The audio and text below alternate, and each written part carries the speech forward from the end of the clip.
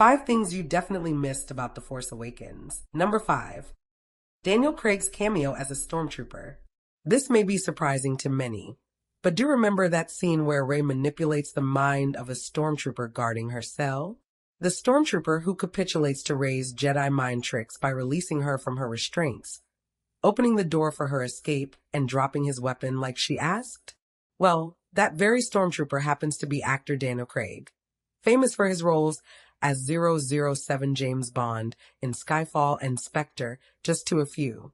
What's even more bizarre about the fact is that the Stormtrooper played by Daniel Craig is called Stormtrooper JB007. Number 4. Millennium Falcon chess game. Cast your eyes back to the moment where Finn accidentally switches on a chess game in the Millennium Falcon, or Jarek to be specific for all you Star Wars fans out there, which consists of various holographic, dangerous-looking species.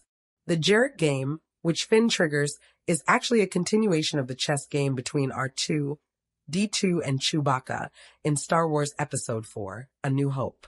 The funny thing about this fact is that a piece which gets body slammed in the original chess game in The New Hope gets its revenge by hitting its antagonist with a mace. Number 3. Familiar voices. When Rey touches Luke Skywalker's old lightsaber and starts to have visions, there are several familiar voices which can be heard if you listen carefully. The voice of Obi-Wan Kenobi can be heard encouraging Rey with the words, "Rey, these are your first steps." However, the word Rey in the phrase is actually voiced by Sir Alec Guinness, who played the role of Obi-Wan in the original Star Wars trilogies, and the latter is of Ewan McGregor, who also played Obi-Wan, but in the Star Wars prequels. Number 2. The plan to destroy the Starkiller base. There are so many references in this one. Here are a few of them. Firstly, the Starkiller base got its name from Luke Starkiller, which was George Lucas' original name of Luke Skywalker in the early drafts of Star Wars. Secondly, the Starkiller base itself is basically a bigger version of the Death Star, except is capable of destroying several planets as opposed to just one. When the rebels hatch a plan to destroy the Starkiller base, it was a scene that shadows both New Hope and Return of the Jedi from the original Star Wars trilogies. Not only are Princess Leia and Admiral Akbar back together again, but the weakness in the Starkiller base turns out to be the thermal exhaust port, which as it happens to be the same fatal flaw in the Death Star.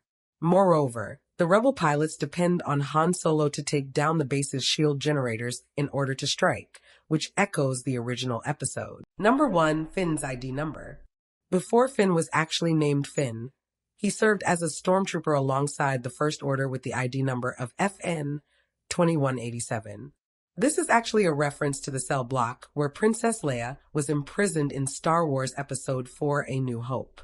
Additionally, the number 2187 is the title of a 10-minute abstract film in the 1960s made by Canadian filmmaker Arthur Lipset, which has a huge influence on George Lucas' young film